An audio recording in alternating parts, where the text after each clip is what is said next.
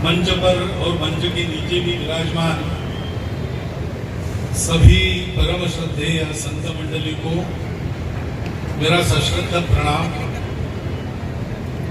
उपस्थित सभी श्रोत्र वृंद को भी मेरा प्रणाम।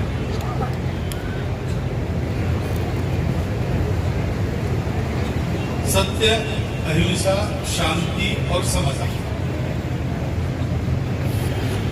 आज योग ऐसा है कि इस कार्य को चले 800 साल चल रहा है, उसका भी देश भर में उत्सव मन रहा है। महाराष्ट्र से ये काम चला तो वहां जरा इसका विशेष बोलबाला है, वृत्तपत्रों के विशेषांक वगैरह चल रहे हैं।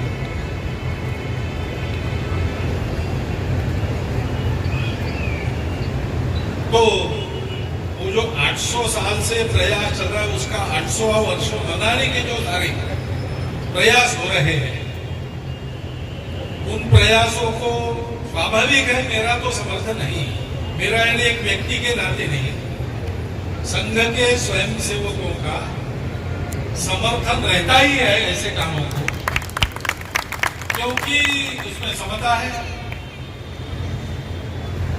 और हिंदू समाज को संगठित करना है तो समता अनिवार्य बात है। सामाजिक समता और हिंदू संगठन ये दो समानार्थी शब्द है, ऐसा पूजनीय बाला साहब देवरस जी हमारे तृतीय संचालक है। और शांति सबको चाहिए, क्योंकि शांति में से ही उन्नति होती है और हम सब लोग भारतवर्ष की, भारतीय समाज की उन्नति चाहिए। और केवल हमको उन्नति नहीं चाहिए, वो नीति के साथ उन्नति चाहिए। तो भारतवर्ष में सत्य की प्रतिष्ठा है, ये सत्य पर चलने वाला देश है, सत्यमेव जयते वाला देश। और इसका प्रयास हमेशा ऐसे रहा है, जीने का तरीका ऐसा सिखाओ कि हम भी जिए और दूसरों को जीने दें, इसी को कहते हैं अहिंसा। वे चार बातें देखी तो ये समानार्थी शब्दों में धर्म का वर्णन है। धर्म के चार पैर हैं। पहला है सत्य, तो जैसा का वैसा हमने उच्चारित किया है। दूसरा है करुणा, करुणा ही अहिंसा की जननी है। मन में दया आती है, मन में अपनेपन के कारण एक लगाव रहता है, तो मनुष्य विचार करता है मेरे कारण दूसरे को धक्का न पहुंचे। और तीसरा है पवित्रता, ये सत्य पर चलना और किसी को दुख नहीं देना, ये वही आदमी करता है जो विचार, वाणी और कर्म से पवित्र हो, यानी शरीर मन बुद्धि से पवित्र हो। बाह्य शुचिता, अंतर्गत शुचि दोनों चाहिए। और ये अपने आप नहीं होता, उसके लिए तपस्या करनी पड़ती है। उस तपश्चर्या को धर्म का पांचवा पैर, चौथा पैर कहते हैं। तो वही बात है, अंतर्बाह्य शुचिता जिसके पास है वो सबको उसी आत्मीय और पवित्र नजर से देखेगा, तो उसको कोई छोटा बड़ा दिखाई नहीं देगा, सब अपने दिखाई देगा। छोटे बच्चे घर में होते हैं, बड़े बूढ़े होते हैं, अपने अपने स्थान के अनुसार उनका मान सम्मान व्यवहार सब होते रहता है। लेकिन मुख्य बात ये रहती, कोई छोटा हो कोई बड़ा हो, घर में सब अपने होते। और इसलिए छोटा बालक भी थोड़ा बीमार हो गया तो बड़े व्यक्ति अपने अधिकार को छोड़कर उसके लिए ज्यादा करते हैं, स्वयं को थोड़ा पीछे रखते। घर के बड़े बूढ़ों की सेवा जो क्रमांकन जिन्होंने बंद कर दिया है, और दवाई का खर्चा जिनका बढ़ जाता है, उपयोग तो कुछ नहीं, खर्चा बढ़ गया, ऐसा नहीं सोचते, क्योंकि ऐसे होने के बाद भी वो हमारे अपने। इस अपनत्व के आधार पर 800 साल से ये काम चला है। और दूसरा योग है कि इधर की ओर इसकी जो सभा बनी, उनका ये 1.25 वर्ष शुरू हो गया, 14 अप्रैल। अप्रैल का समानता से संबंध है, समता से संबंध है। आज जिनकी जयंती सारे देश में मना रही है, उनका भी सामाजिक विषमता समाप्त करने का ही जीवन कार्य है।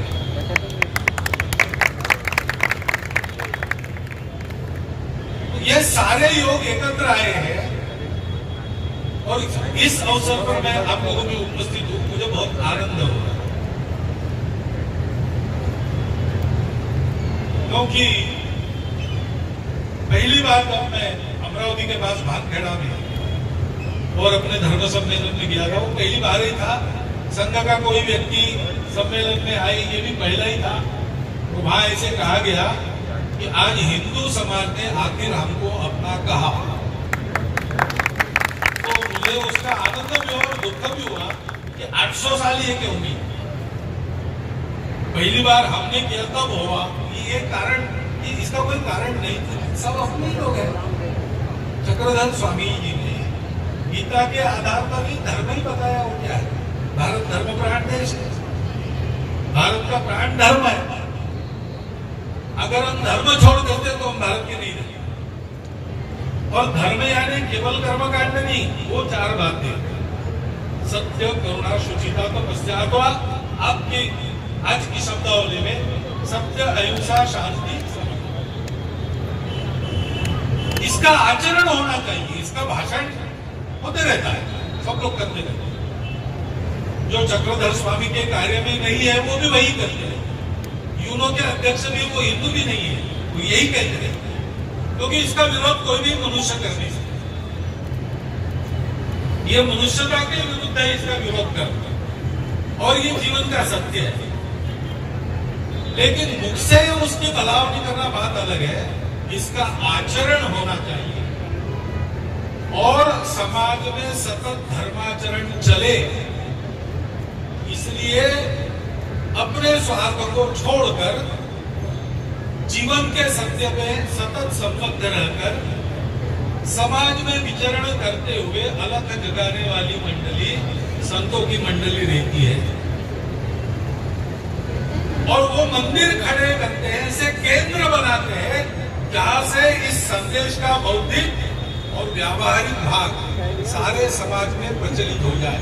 यानी हमको ये ज्ञान भी हो, सत्य क्या है, अहिंसा क्या है, शांति क्या है, समता क्या है, और जो ज्ञान है वैसा व्यवहार भी हो।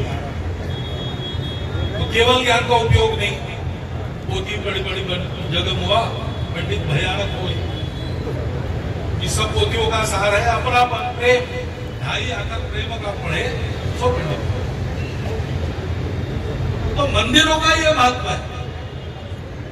मंदिर का केंद्र मूर्ति होती है, वो मूर्ति ऐसी होती है, भगवान अपने आप श्री कृष्ण है, चक्रधर स्वामी है, श्री गोविंद प्रभु जी है, इनका जो जीवन हमको पता है, उस जीवन को देखेंगे तो इन 4 तत्वों की प्रतिमूर्ति वो समझते। सब प्रकार की परिस्थितियों में इन तत्वों का व्यवहार कैसे करना है। व्यवहार अलग अलग हो सकता है परिस्थिति के अनुसार, लेकिन तत्व बिना छूटे उसको बढ़ाने वाला व्यवहार जब जो आवश्यक है उसको करना है, लेकिन वो तत्व को छोड़ के नहीं करना है, तत्व को बढ़ाकर ही करना है। ये कैसे किया जाए, ये कसरत जीवन में करनी पड़ती है। उसका उदाहरण वो मंदिर की मूर्ति है, और वो वहां केंद्र में है, वहां से प्रेरणा लेते हैं संत। उस प्रेरणा का प्रचार प्रसार तत्व में और व्यवहार में करते हैं, बोलने में, विचार में और आचरण में करते हैं। इसलिए ये मंदिर, सब प्रकार के मंदिर, सब बद्ध संप्रदायों के मंदिर, भारत के जीवन का जब से मंदिर बनना शुरू हो गया मध्ययुग में, तब से केंद्र रहे। आज भी अपने अत्यंत और कठिन अवस्था में भी इन मंदिरों में जाके हम लोग सुकून पाते हैं, दर्शन करके। हमको समझ में नहीं आता हम क्या पा रहे हैं, लेकिन उस मूर्ति को देखते हैं, उसका चरित्र याद करते हैं, उसको भक्ति भाव से प्रणाम करते हैं, और वरदान कुछ भी मांगे वास्तव में हम उसको व्यवहार की प्रेरणा मांगते हैं, तो मन शांत होगा। और शांत मन में सब ठीक बातें आती है, अस्थिर मन में सब गलत बातें आती है। अव्यवस्थित चित्ता नाम प्रसादोपि भयंकर। जब आदमी का मन खलबल में रहता है, व्यग्र रहता है, अशांत रहता है, तो उसने कोई अच्छा काम नहीं किया, कोई प्रसाद भी दिया तो भी वो भयंकर हो जाए। जंगल में भालू होता है, वो हमला करता है शिकार और पकड़ के उसको काट डालता है। लेकिन कुछ लोग कहते हैं वो भालू हमला नहीं करता, उसको आदमी अच्छा लगता है इसलिए उसको पकड़ता है और पकड़ के उसको हंसाने के लिए गुदगुदी करता है। लेकिन स्वयं अवस्थित है, नाखून बड़े हैं, तो उसकी गुदगुदी से अपने सीने पर घाव हो जाता है, पेट फट जाता है। क्योंकि वो अवस्थित है, वो प्रेम से भी कुछ कर रहा है, हमारे लिए आपत्ति हो। मंदिर में हमको मन की शांति मिलती है, शांत मन में सब अच्छी बातें अपने आप प्रवेश करती है, क्योंकि मनुष्य का स्वभाव अच्छा ही होता है। हमारी आंखों में अगर विषमता का विष चढ़ गया है तो उसको उतार दे। चक्रवर्ती स्वामी ने क्या किया? तत्वज्ञान तो गीता का ही बताया, लेकिन तत्वज्ञान नहीं बताया, लेकिन व्यवहार करके बताया। उस समय इस ज्ञान के अधिकारी जिनको नहीं मानते थे उनको जोड़ा, महिलाओं को ज्ञान का अधिकारी नहीं मानते थे। कई हमारी प्रचारिका महिलाएं कब से बन रही है, ये आज की बात नहीं है, उस समय में ये सोचा गया। इसीलिए सोचा गया कि संतों को जो समदृष्टि प्राप्त होती है उनके पास उस समदृष्टि को सारे समाज को देने का बीड़ा उन्होंने, ये ईश्वर का ही काम है, ईश्वर की प्रेरणा से होते हैं, ईश्वर से अवतार करते हैं, संतों के द्वारा आगे बढ़ता है। हम लोगों को इसमें हाथ लगाना है। मैं क्यों आता हूं? वहां भी आया, अमरावती, नागपुर में भी, उसके बाद सोलन में गया, आज यहां पर आया, खगौली में जाने वाला हूं और अगले सत्र में देखते हैं तेलंगाना का भी क्या बने। तो ऐसे लोग जरूर निकलेंगे समाज में कि ये संघ के सरसंघ चालक को जय कृष्णियों का, महानुभावों का बड़ा प्रेम है। प्रेम तो हमारा सबके साथ है, पूरा समाज अपना है, और जिस समाज के हम हैं वो समाज पूरी मानवता को अपना मानने वाला है। महाराज की जय। हे विश्वची माझे घर, ऐशी जयाची मती स्थिर, किंबहुना चराचर आपणची झाला। ऐसा जिनका वर्णन करते हैं वो संत जहां जहां होते हैं, वो काम मेरा अपना ही है, इसलिए मैं आता हूं। मेरे से कुछ हाथ लग जाए, काम हो जाए। अब उनका भी नाम मोहन ही है, मोहन बाबा ही है, और वो भी बड़े प्रेमी भक्त है, तो वो बहुत कौतुक करते हैं, सारा श्रेय मुझे। ऐसा नहीं है, ये काम ऐसा है, इसका समय आया है, इसका समय आया है। अपने देश में धर्म का उत्थान हो रहा है, ये वासुदेव कृष्ण की इच्छा, ऐसा योगी अरविंद ने कहा है। इसलिए धर्म के उत्थान के साथ भारत का उत्थान, ये प्रक्रिया चल पड़ी है और ये पूर्णता की हो जाएगी, ये पक्का है। और इसलिए आपके इस प्रचार कार्य के, संप्रदाय के कार्य के, धर्म के कार्य के उन्नति के लिए जो जो साधन आप पाने का प्रयास करते हैं उसमें आप सफल हो रहे हैं। हम जुड़ते हैं, वो हमारे लिए भाग्य है कि हम निमित्त बने। किसी के अकेले के कहने से सरकार नहीं करती, उनको पता चलता है, ये जो बताया गया है, हाँ ये काम सच्चा है, ये होना चाहिए, ऐसा वो कन्विंस हो जाते हैं, तब वो करते हैं। जिस किसी का शब्द वहां जा सकता है, उन सबका काम है ऐसे काम को हाथ लगाना। तो आपको तो वहां शब्द दे जाने की जरूरत नहीं, लेकिन आप इस मंदिर को बड़ा कर सकते, अच्छा कर सकते। उसके लिए व्यय आदि की व्यवस्था में कुछ प्रबंध वगैरह करने के लिए समय, ये सब दे सकते हैं। स्वयं अपने संप्रदाय निर्दिष्ट भक्ति के मार्ग पर, नामस्मरण पर रोज चलकर इस संप्रदाय को ऐसे बढ़ा सकते। आचरण से धर्म बढ़ता है, वो आचरण आप कर सकते हैं। और इसके प्रचार प्रसार में समय देना, शब्द देना, जो कुछ आप दे सकते हैं जिससे उपयोग होता है वो देकर आप इसको बड़ा कर सकते हैं, क्योंकि ये काम भगवान का है। संत इसको हमारे दरवाजे तक लेके आने वाले लोग हैं, लेकिन ये करना हमको है। भगवान स्वयं काम नहीं करता। गीता में भगवान ने ये नहीं कहा अर्जुन ने जब कहा नहीं लड़ता हूं, भगवान ने कहा ठीक है तू नहीं लड़ता तो क्या, मैंने सब पहले रच के रखा है, अब मैं ही कर देता हूं। भगवान कर सकते थे, उन्होंने वैसा नहीं किया। रणांगण के बीच में 18 अध्याय गीता बताई अर्जुन को, उसको तैयार किया, उससे करवाया। स्वयं केवल रथ चल। तो भगवान अपने हाथ से काम नहीं करते। भगवान है करो नहीं अकर्ता, करके भी अकर्ता रहते हैं।